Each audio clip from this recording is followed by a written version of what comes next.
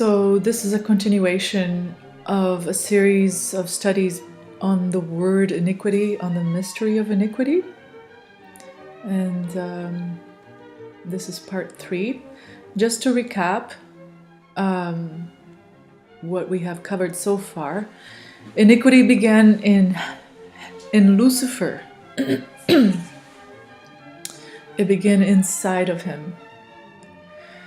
And how does Jesus feel about iniquity? He hates it according to Hebrews. And iniquity is the opposite of righteousness, which is what Jesus is all about. And yet, iniquity does appear to be righteousness because it deceives those who use it. False teachers teach iniquity and pass it for righteousness. They are deceived and they deceive others with it. Iniquity filled Lucifer with violence, and Jesus, by contrast, had done no violence, according to Jeremiah 53. And because it appears to be righteousness, iniquity is extremely deceptive. It deceived a third of the angels, and it deceived Adam and Eve. Jesus called those who use it as workers of iniquity. And iniquity may be known by its fruits. And Jesus' warnings about iniquity were directed specially to believers. In the Hebrew language, there are 6 words that define the word iniquity. And in the Greek language, there are 3 words that define the word iniquity. And we saw that in Hebrew, iniquity is given as a distortion of the moral law, and in Greek as a transgression of the moral law, which is basically the same thing. Distortion or transgression of God's laws of ethics in a way that uses violence. And then we saw that God's moral law, the true moral law of God, is the law of love, agape love, unconditional self-sacrificing love. We saw that agape is God's very essence, his nature is love. His agape love is independent of external stimulus. His love is not determined by the criteria of merit or demerit, worthiness or unworthiness. He loves everyone the same way and treats everyone the same way. So therefore, his love is indifferent to value. His agape love treats everyone in the same way. He is impartial. And his agape love is determined by his own nature of love. So we also saw that God desires from all his creatures the service of love, a service that springs from an appreciation of his character. And he takes no pleasure in a forced obedience.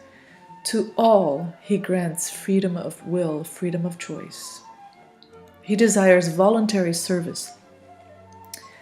And we also saw that the allegiance of love ensures perfect harmony.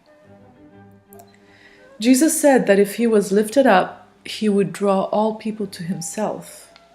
And that drawing is very different than to forcing. He takes no pleasure in a forced obedience. And the allegiance of love ensures perfect harmony again. And we also saw that God's great principles of righteousness are freedom of choice, freedom of will, voluntary obedience, and the service of love. Now, Lucifer perverted the freedom that God had given his creatures. He claimed that he could improve upon the statutes of Jehovah. He introduced proposed changes in the divine law. And so he introduced iniquity. Satan told God that God's mercy was inconsistent with what justice should be, implying that God's justice, meaning his agape love, was not good enough. He told God that every sin must meet its punishment. He said, "How can God give mercy to the transgressor and be just?" Satan had a new definition of justice, one that was based on the worthiness or unworthiness of the individual. So if freedom is removed, force takes its place. And if obedience is forced, obedience is no longer voluntary.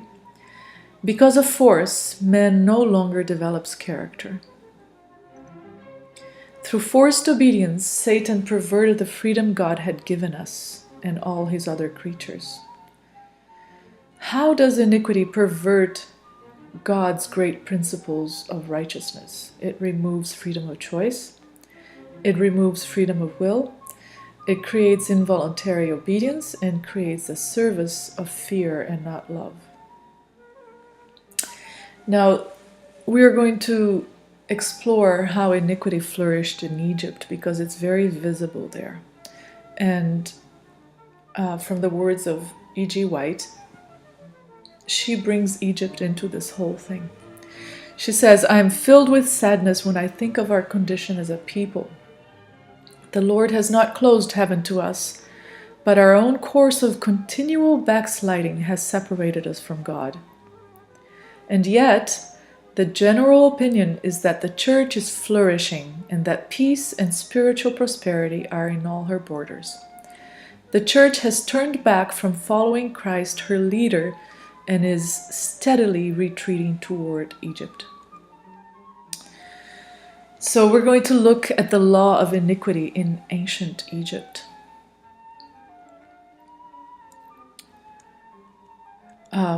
Egypt is the type, and we'll see what the antitype is. Now, Exodus 1:8, "Now there arose up a new king over Egypt, which knew not Joseph. And he said unto his people, Behold, the people of the children of Israel are more and mightier than we. Come on, let us deal wisely with them, lest they multiply, and it come to pass that when there falls out any war, they join also our enemies and fight against us, and so get them up out of the land. Therefore, they did set over them taskmasters to afflict them with their burdens, and they built for Pharaoh treasure cities, Pithom and Ramses. And the Egyptians made the children of Israel to serve with rigor. And they made their lives bitter with hard bondage, in mortar and in brick, and in all manner of service in the field. All their service wherein they made them serve was with rigor.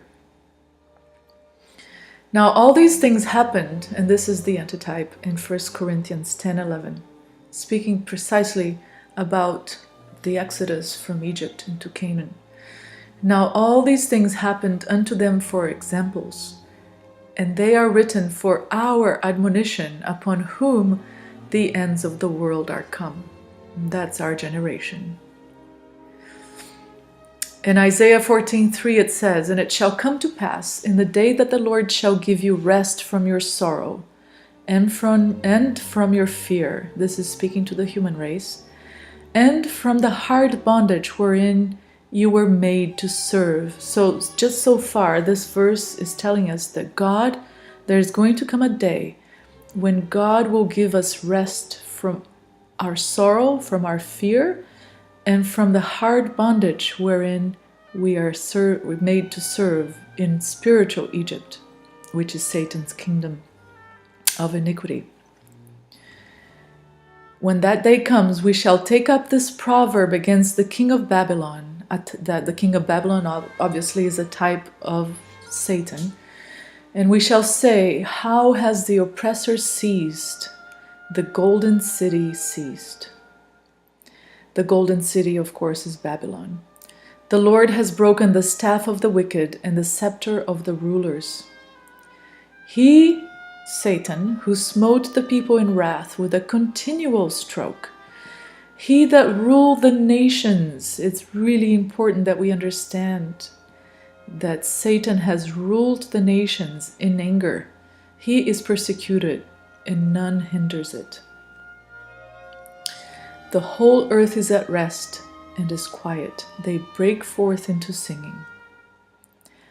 Yea, the fir trees rejoice at thee, and the cedars of Lebanon, saying, Since you are laid down, no feller is come up against us. No one has even come to take the trees away.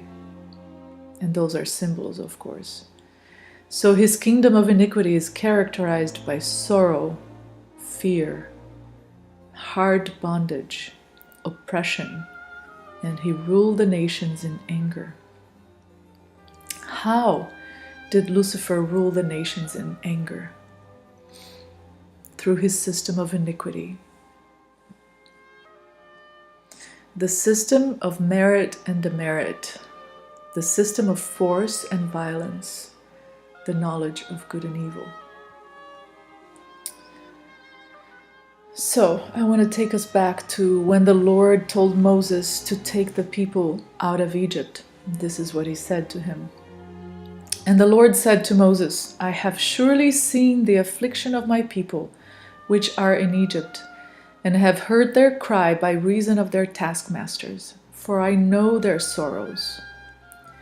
And I am come down to deliver them out of the hand of the Egyptians, and to bring them up out of that land unto a good land and a large land, unto a land flowing with milk and honey, unto the place of the Canaanites and the Hittites and the Amorites and the Perizzites and the Hivites and the Jebusites. Now therefore, behold, the cry of the children of Israel is come unto me, and I have also seen the oppression wherewith the Egyptians oppress them. Come now therefore, and I will send you unto Pharaoh, who is a type of Satan, that you may bring forth my people, the children of Israel, out of Egypt.